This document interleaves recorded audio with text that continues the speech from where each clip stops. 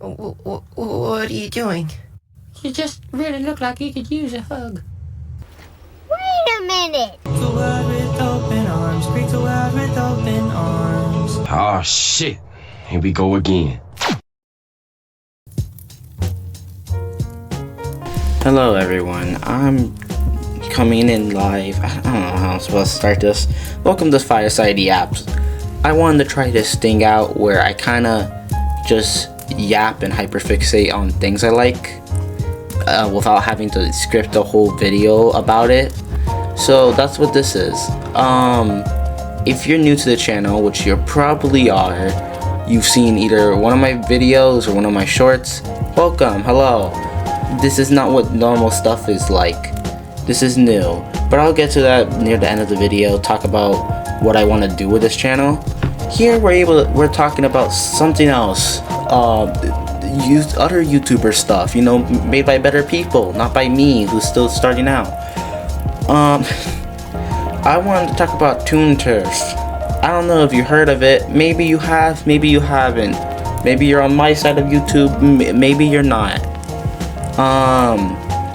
Well, it's cool and I like it, and I wanted to yap about it, which is why we call it Fireside Yaps. I don't really know how to transition into this. I guess I just start yapping. If you don't know what Toon Turf is, it's basically a web series made by Dano Cow Draws. You might have seen one of his shorts, the graph paper. Have you heard of how many peanuts can you stack on top of the Eiffel Tower 9/11? I don't know. Maybe it has like a cartoon character. You might have seen it if you're on that side of YouTube. Well, he has a show based off his mascot, kind of. It's pretty cool. I like it. Been waiting for it for 2 years, and it came out before GTA 6, so that's nice. Nice Thanksgiving present. Anyways, I like it. It's honestly one of the best things I've seen, and that's kind of crazy glaze, not gonna lie, but genuinely one of the best pilots I've seen. I guess maybe I can compare it to like Indie Cross, if you ever heard of that, but honestly I can't even rate this show naturally. It just has a bunch of stuff I like. It follows Riggy the Runky. That sounds so crazy to say out loud to people that probably don't know what this is. It's basically like Gravity Falls, but like on the internet. It just like Gravity Falls, but like if characters had consequences to their actions, like legit consequences, not everything just goes back to normal. But like Gravity Falls, but like Paper Mario. That's the best way I can describe it and stuff I like. It's pretty good. I'm just gonna. I have like some bullet points of stuff I like about the episode, and I just gonna yap about them because it was cool. Well, first thing I want to talk about was animation. You know, cartoon, indie pilot. I feel like the first thing you want to talk about is animation. And honestly, great animation. Compared to like other shows, very unique. It was kind of obvious it was going to be a very unique show. But the way Dano takes the kind of Paper Mario-esque and like really takes it to an extreme in the meta-ness of the story, and that, which is kind of a running theme, as I'll talk about later on. There's a couple of running themes as I noticed through the story, but one of them is being paper, the world being in a storybook, yada yada, that stuff. Introduction essay, really good. It was a great introduction to get you into the world. After that, we have the opening fight scene with some really good foreshadowing. Okay, you know, it was good foreshadowing. It's kind of hard because if you've been anywhere in like the theorists about Toon Turf lore, we already knew what was going to happen by the end of this episode. So the foreshadowing was kind of obvious, but in the idea of like a viewer that hasn't known all the lore, I'm assuming it was good foreshadowing. I'm gonna try to be as spoiler free, I guess, for this first part. I'm gonna get spoilers later, I guess, for people that haven't watched it. But if you haven't watched this and you're watching like a very niche YouTube video on Toon Turf, you've probably watched the freaking pilot. So whatever. Animation really good. Ricky's parents are kind of assholes, not gonna lie. I really like the writing and how we set up Lucky to be basically like any celebrity, but like on extremes. Bro is everywhere. It's kind of crazy. I feel like a lot of this opening does have build up. I'm excited to see if Ricky's family comes in more. That's what interests me, especially his brother and that line of "if you die, make sure to know us," because like that line felt very foreshadowing coded, and it interests me. One thing I want to mention, the music, especially the music for that opening sequences, the credits, really good. Nick's the Shield, the composer of most of the music except one song. Banger job. Every song in this pilot is a bop.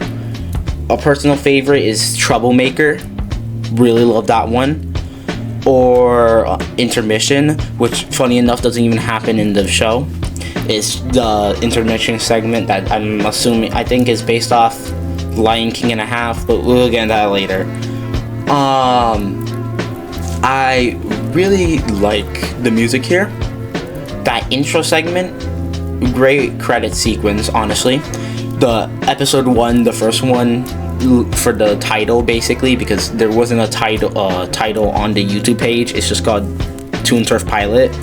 So I'm assuming episode 1 is called quote unquote the first one, which it makes me laugh. Meta jokes based off titles always get me like a small chuckle. That was a weird way of saying that. We have mostly everything else after that. You know, Reggie finds his house. That was pretty good. I really like the animation of entering Toonville. Reggie skating, and then as it pans off, Daniel found a way to make it kind of seamless of where the characters flip perspective, like in a Paper Mario game. It doesn't feel awkward, and I really like how it looks. You have we meet Candy. We have Dolph the Dolphin, voiced by Johnny Razor. A lot of the voice actors are a lot of Daniel's friends, YouTubers, you know, people I watch, and most of them did a really good job. To me, the idea of a voice, especially a voice you know, well, obviously they're not like celebrity big names, of course, but to a show like Toon Turf, and if you're in that community, they kind of are. So to me, I feel like this goes to any actor that's kind of biggish, in like a big actor, in no matter the scale of the project. A voice actor gotta make it kind of not obvious that it's them. Even if you're putting your normal voice, one thing I hate is when big voice actors are just putting on their normal voice and it doesn't fit. I feel like most of these characters are really good, even when you can tell it's the YouTuber's voice. It's still like, yeah, that makes sense, you know, for the voice. I think Johnny as Dolph really fits well because he has a good jock voice. Even his natural voice can kind of fit it, but he can also voice act. He can also voice act and, you know, put a good jock voice, as we've seen in some of his skits. After that, we have Candy. We got Red Rabbit foreshadowing. Is it Candy or Ruby? It's Ruby. Candy's the one on the radio. Also, the song, I don't remember the song. It's made by Switch, but the song Love Everything. I don't remember what it's called. That's made by In Universe by Candy. That's pretty good. It was a good song. The Smash line from Riggy got me. That's a. It was good. It was funny. After the whole Red Rabbit thing, which I'm really interested of how that's gonna play out in the story. After that, we have Lucky's introduction, which honestly, good introduction. Lucky balances that line between feeling like over the top celebrity evil guy. Like, he's not obviously evil. Like, my first thought is Homelander. That, like, I feel like if you saw like someone like a lot of media that's like, oh, big celebrity person, the celebrity feels kind of obviously evil, not even like not subtle. Lucky like goes through that line of not being being subtle enough that it's not like kind of immersive breaking, that's like, wait, why are people always in love with him, but also still getting that like comedic over the top, like comedic celebrity that's, you know, obsessed with money. I feel like it was that consumer line of, you grow up to be a great consumer, which he tells the baby is just one of the line that makes me laugh. Also, Riggy gets hit by a car. Again, this I forgot to mention the ice cream scene. This kid has terrible luck. I understand why Riggy in like the videos are kind of just like sad. First day has a shitty first day. Awful luck, man. Like, just crazy awful. I forgot to mention the ice cream scene. I really like that ice cream scene because to me it really represents Riggy as a character, his flaws and who he is. I'll probably put it on screen, maybe. I don't know how I'm gonna edit this, but the scene basically plays out. He buys the ice cream. The kid asks for ice cream. The mom's basically saying it's too much sugar, and he ends up, instead of buying a new ice cream, giving his one, which ends up with the kid hating strawberry, dropping it on the floor, and then the mom punching Riggy for talking to her child before Penguin starts gnawing at the ice cream and Riggy's hand. And I feel like that scene really does represent Riggy as a character. First off, we all, if you even just having the tiniest bit of media literacy, we know Riggy wants to be a hero. That's basically the plot of the show. It's a character wanting to be a hero, but he's grown up with a warped sense of what heroism is. Just is the idea of do good, you're a good guy, do bad, you're a bad guy. Which is why I think he fails. Because he does good. He does good in the ideal standard of what's good. But he does it in somewhat of a mix of selfishness and not understanding context. For example, the ice cream, he heard the mom saying it, but it wasn't like, oh, we don't have money for it or anything. It was just not wanting to get her child ice cream. And even though she didn't want to get him ice cream, he still gave him ice cream, and it backfired. And later on, we see that idealistic ideology, whatever. That ideology that Riggy has of do good, you're a good guy, backfires because it's selfish. He does it in a selfish manner, and sadly he has to learn it the hard way, as we see later. But anyways, after Lucky's introduction, we meet Crank's construction, which was the first voice that was very jarring for me. It was very obvious for C-Dot, and it wasn't even obvious for C-Dot. I love C-Dot. He's one of my favorite shorts creators. But my gosh, he basically put on his YouTuber voice, and that's more jarring than just putting on his normal voice. Like, I feel like if you just put on his average voice and just like talk normally, it wouldn't be as jarring. It's just the YouTuber voice just throws me off. Like, it's just the way the dialect is spoken. It just feels off. It's not only obvious, but just not good to hear. I can bear through it. It's not like the worst voice acting in the world, but like compared to like all the rest of the cast, it was to me the most lackluster performance, and that kind of makes me disappointed because I really like C Dot, and I feel like it's not like his voice doesn't fit. It's just more the voice he put on. It just feels off, man.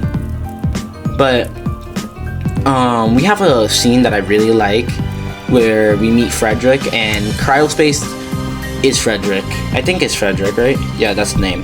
Cryospace does Frederick's voice perfectly. I literally cannot imagine him in any other voice. Also, that scene, the OST, Troublemaker, Nyx killed it. The graffiti, the way that Dano made the airbrush, and the way the spray paint like animation looks when Riggy's doing it, amazing. I am very interested in seeing this turf war, why graffiti is so significant, and just what's gonna happen there. I'm excited for that. But after shooting out, basically a shootout happens at Riggy's location. He has a panic attack, and we have the Billy come in, which he's all good. Remember, spoiler free. Everything is good, and everything happens nicely. Anyways, I guess this is kind of. I guess I'm gonna have to go into spoilers. I'm gonna probably yap about it anyways. But I'm not gonna spoil what exactly happens. I'm just gonna say, if anyone knows Epic the Musical, Billy is Politis. He is basically Politis to a T. Honestly, I can just imagine an animatic with him singing Open Arms, because that's basically what Billy is. But if you know anything about Epic the Musical, you know why he's also like Politis. But anyways, this whole scene is pretty good. I really like Billy as a character, and I hope nothing ever bad happens to him. We have more foreshadowing at Billy's house. The penguins, that interests me. Why do penguins hate Riggy so much? Like, I genuinely don't know. It's something about Riggy that they just hate specifically. Probably something to do with the prophecy, if you know anything about Riggy lore. If I had to guess, that's probably why. But it is interesting. Also, more subtle foreshadowing with the I don't do what also fires, which is diabolical foreshadowing, Dano. I don't know if you're watching this or not, but I want you to know. I watched that. That was diabolical, man. I'm angry at that. I'm still angry at that. That's Anyways, we get Red Rabbit expedition about the Red Rabbit being the terrorist, and it very interests me who the Red Rabbit is.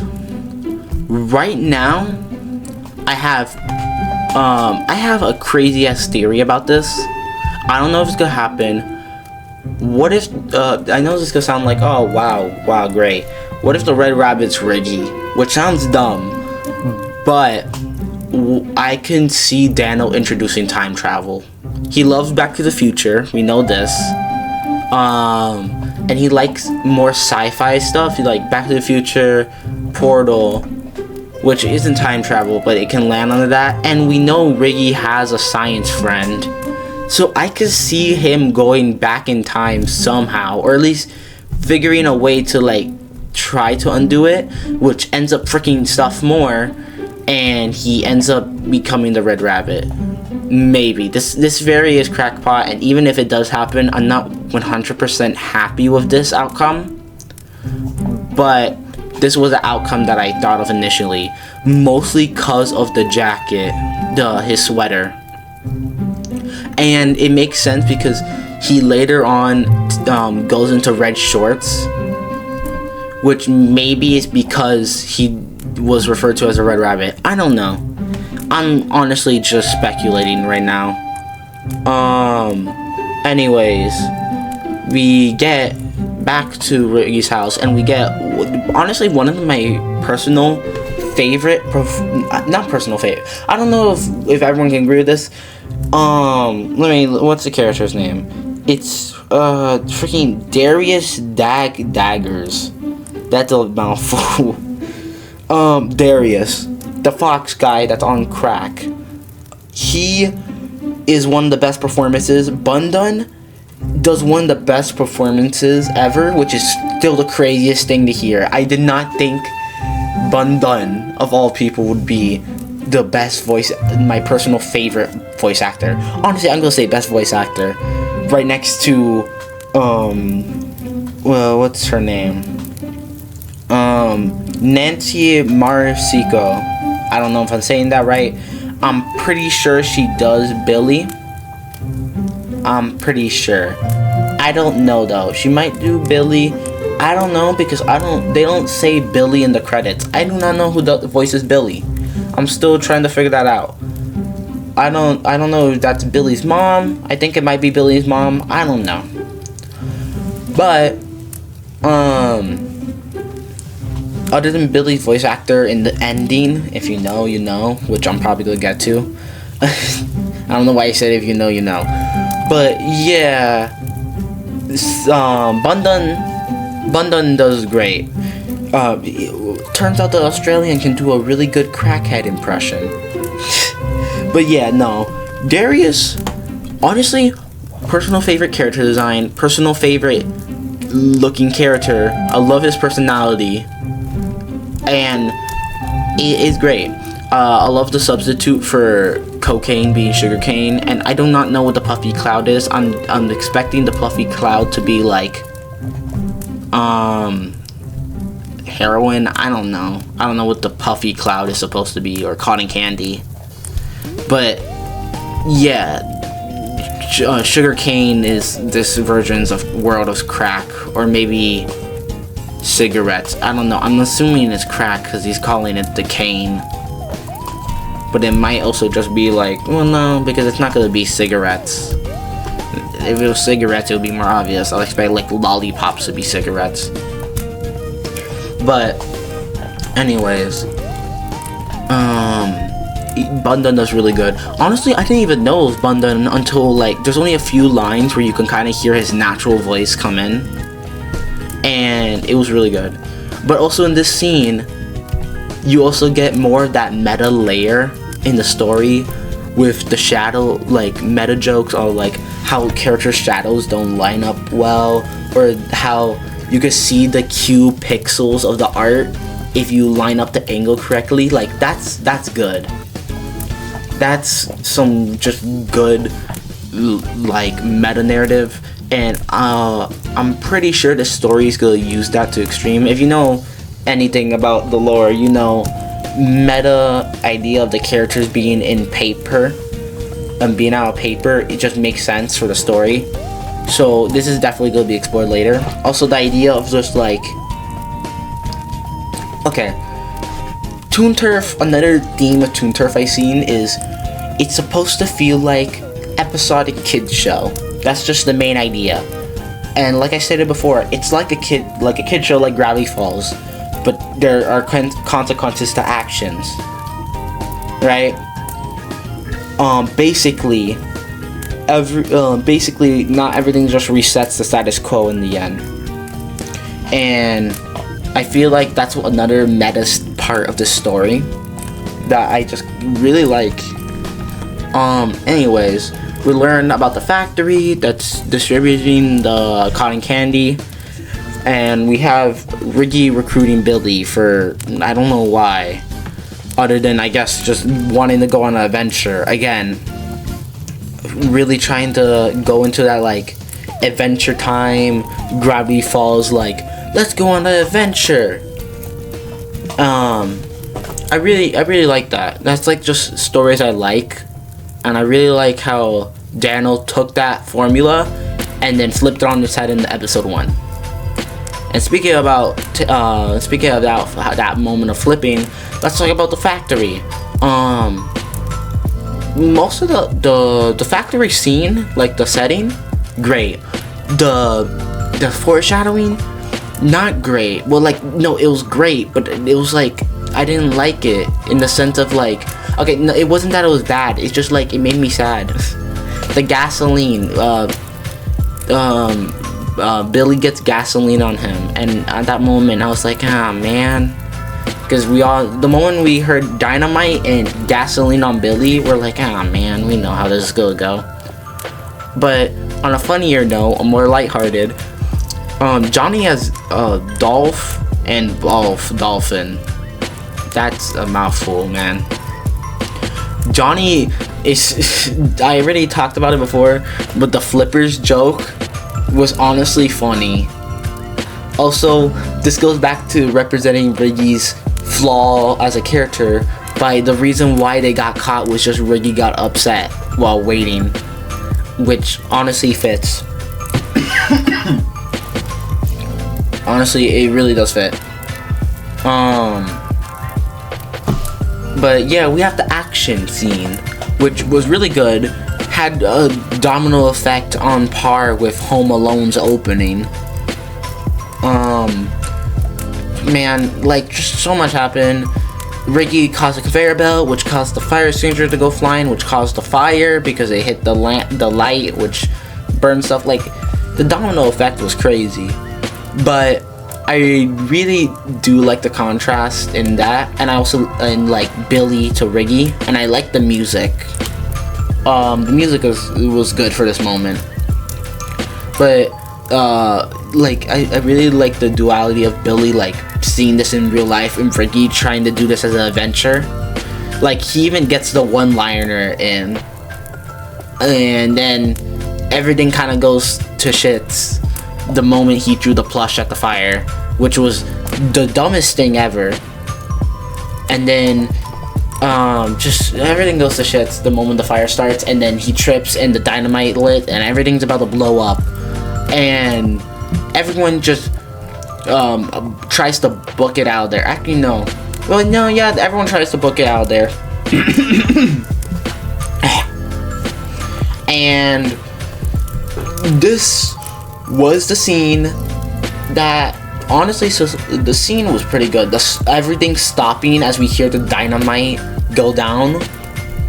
Chef's kiss. I have to give it to Dano. That was a really good scene. With like just everything freezing, we see the surroundings, and then we just see it go down. And again, I talked about it before. This scene represents Riggy as a character.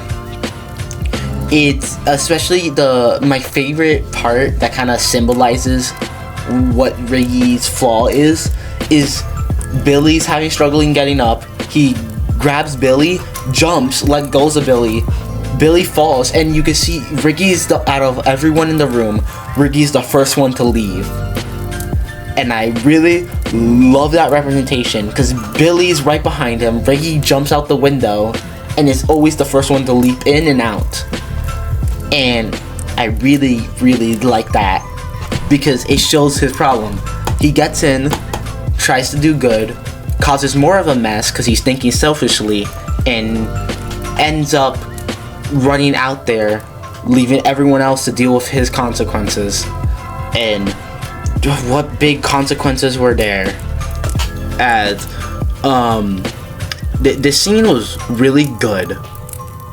Like, we have Riggy talking about how great the adventure was.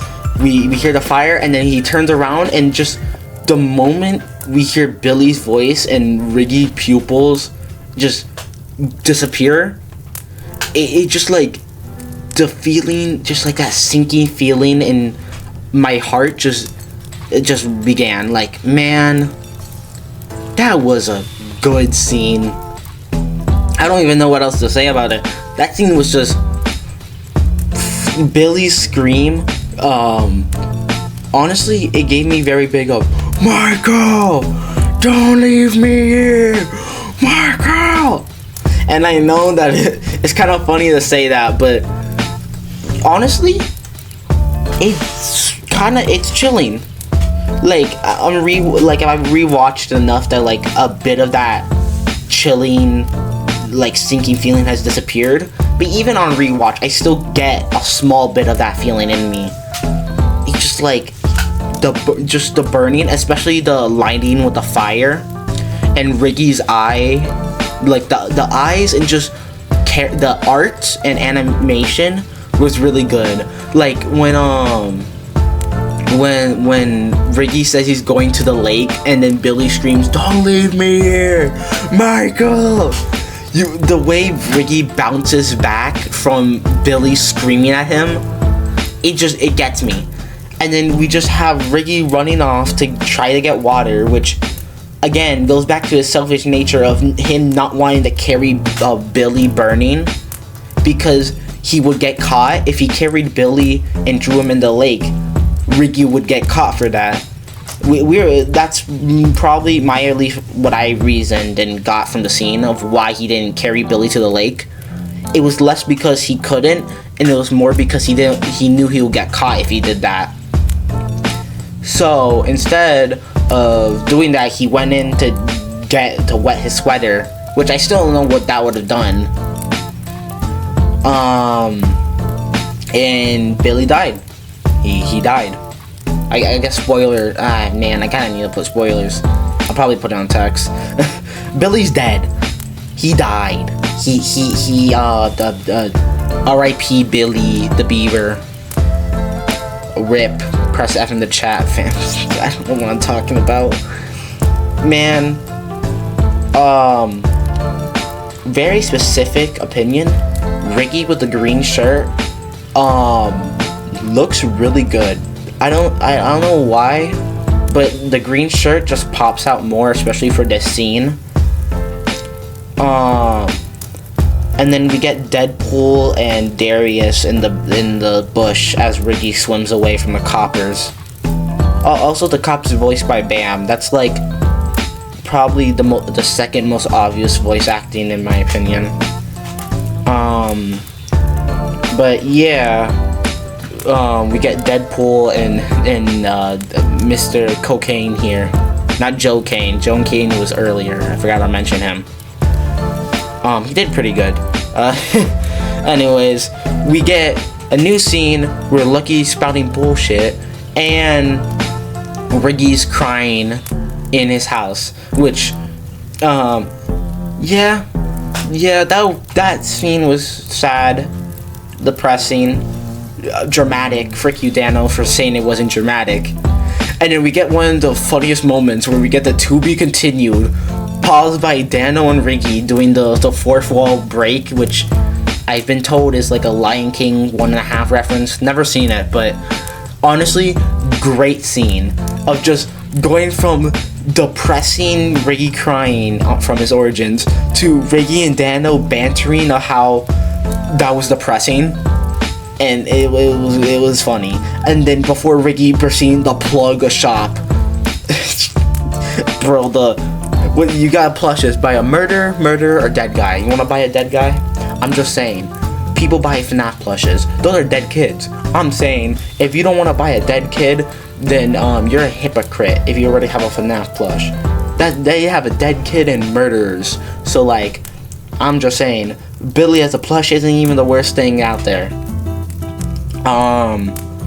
But like, no, and that moment was funny. And also the track intermission, that's where it comes from. Nyx did really good on that. And it's very based off the track from Undertale, I forgot, what the frick is it called? It's the one in the hotel. Can you even call this a hotel? They didn't leave a mint under my pillow or anything. Golden track name from Toby Fox. From Tricky Toby Fox. Tricky Toby, don't know, no timestamp. Undertale Deltarune Fox. I don't know how long I can do this. But then we get the end credit scene, the post credit scene, as I will say, which is great. I really love Lucky in this scene, especially like his outfit and him kind of just losing his shit. Also, two things I really like. First thing, Royal Pair as Paul. That outfit he's wearing, that's freaking from Full Metal. I'm pretty sure that's a Full Metal reference. Not 100% sure. I don't have a picture on me. I'll probably put text if I'm right or wrong or something. But it looks like Full Metal. That's the first thing I thought of. Secondly, I love the use of the paperness and like the limbs of Lucky, where he burns the tape and his arms just spin before throwing them. Like, no turn, no nothing. He just spins his arms while having a freaking devious ass smile. Freaking Mr. Grinch, Charlie Brown ass smile. I really like it. But yeah, that was the pilot. And then we have the final scenes where we have the initials RLR. I don't know if they're initials, but we have the letters, which I don't know what they mean. That's Dearest stuff. I'm not a Dearest. I'm just a person that pretends to be one. And then we have the funniest moment, well, at least to me, where we get freaking Ricky's kill count, which first pissed me off because it's like, bro, you're gonna do my boy dirty. Like, that was 3 kills. But the first thing I thought of when I saw this was Mob Psycho. The freaking percentage. It was just Mob Psycho now. Now I just think of Ricky and Mob Psycho. I'm pretty sure some person thought of that when they saw the kill count. Can't wait for that to go to like the thousands one episode after he goes on a murdering spree. That would be interesting to see. Just well, it was a good pilot. I really like it. Some excess thoughts that I have. Riggy.shop, the doodle book. I want to buy me one. It has lore.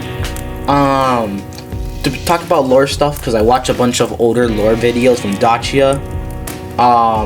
You know.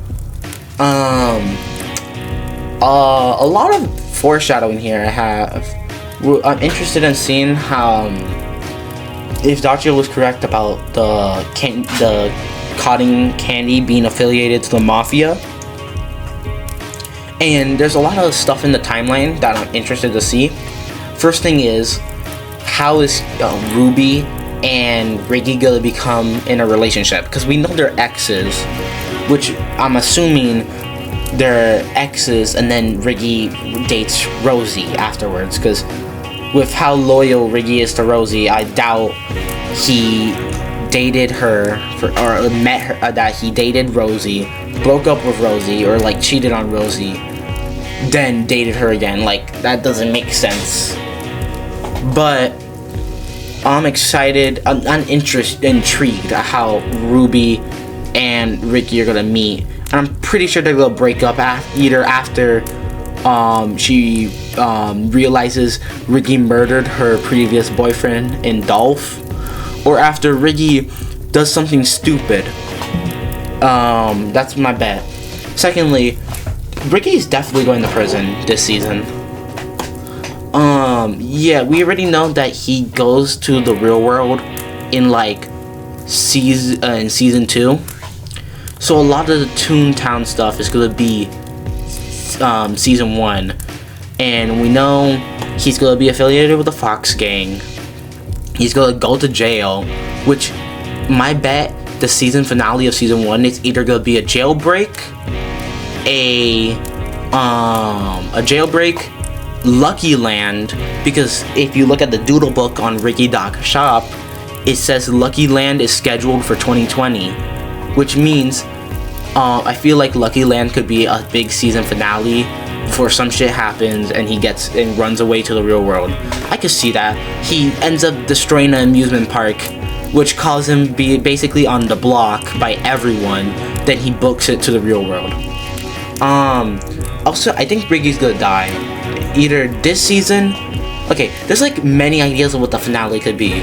Either Ricky dies, he freaking dies, which, if I had to bet, would be in the Judgment Hall that we seen in the teaser. Because we know he gets stabbed by Lucky, and we know he's gonna die eventually because he has to meet death and, you know, go to hell and stuff. He probably destroys the amusement park, or dies, or goes to jail. But I feel like the jailbreak is gonna be either before or after he meets the Fox Gang. I feel like it will be before the Fox Gang. I mean, after the Fox Gang. Because we know he dismantles the Fox Gang, but we don't know if he dismantles them by joining them and then, like, causing shit to happen, or he dismantles them by killing them. So that's one thing. But like, there's a lot of, I realize now, there's a lot of like hanging teasers and threads that we know that leads to so many plot points. Like, Daniel really did set up a lot of plot points to happen. Anyways, I really like this pilot. It was good. And Toon Turf is a good show. You like it? Watch it. Buy Riggy.shop. I want to, at least. I might buy the Doodle book, but the problem is I'm broke. But like, I say, you got money, you like it, it becomes your newest obsession, hyperfixation, whatever the frick you want to call it. Buy some merch. Support Dano. Dano, if you're watching this, I want to tell you something. You made, honestly, one of the best animated pilots I've seen in my insert number of years of living. It's really good. It's honestly one of the best pilots I've seen ever. And while it is only like 40-50% glaze, because I do have a bias, it is honestly like trying to take my bias aside, looking at as straight as possible, you know, as I can't think of a word, as like fair as possible. Honestly, you found a way to make me love these characters and then rip them away in 30 minutes. And that is commendable. I just want you to know that all your sleepless nights, all your prescribed medicine use, it was worth it. Please get a good rest. For basically every fan ever. Please get a good rest, Dano. Anyways, Toon Turf is good. I like it. Surprise, surprise. I made a whole video about it that I think is like 40 minutes long, if I'm looking at it. It's good. I like it. But one thing I want to do before ending this Fireside yap session, I want to talk about what I'm gonna do with the channel now. I'm working on a video. Trust. I'm trying to get it out Christmas Eve. That's the goal. Might do some more shorts as I did before, but I'm not making that promise. It's a big might. If I was gonna do it, it'll probably be reviewing Christmas movies. Just like quick review of Christmas movies, because that's pretty easy to pump out. But I'm working on a video. I'm not gonna say what it is, but I want to put up my production value higher. And basically, I'm looking at a lot of inspiration now that I've been doing this for a couple of months since September. Well, I want to say, if you like my videos, I would say subscribe. Honestly, I don't care. Just watch my videos. Maybe recommend them to a person that you think like them, or just comment. I like reading comments. Please send comments. That they boost engagement. And watch another video. Comment and watch another video. That's all I can say, because watching another video and commenting boosts the engagement in the algorithm, and I need help sailing that sea. Update stuff. I'm gonna try to do more of these Fireside yaps. They're pretty easy to pump out, and I really like hyperfixating about stuff. That's basically why I made this channel. Other than trying to practice on my writing and drawing and editing and like practicing on that, I made this channel so I can yap about stuff I like, that I think in the shower. So if you like that stuff, watch, please. It's cool, and you'll like it. Maybe I'm just a freaking kid on the internet talking about stuff. Anyways, the goal is to basically just get a video out before the end of the year. and I'm doing a mix of like not a rebrand, but like a kind of fixture of what I originally made. My older videos I like, but the art was very minimal. I want to work more on the art side of my channel, because now that I've gotten a little bit better at the editing, I want to work on the art, and I want to try that. It's kind of hard because I have a drawing tablet that kind of sucks ass, but I'm just trying to do some cool stuff. So yeah, anyways, thank you for coming to this Fireside yap. Hopefully see you again on Christmas if you watch my videos. If you don't, and this is the first video you saw, and it's just some kid yapping with maybe terrible audio, I'm sorry. If you made it to the end, maybe you liked it. So, I don't know, watch a previous video I made. Watch that Silk Song video, please. I put work into that, and it hasn't gotten much views. I'm kind of sad about that. Anyways, okay, bye.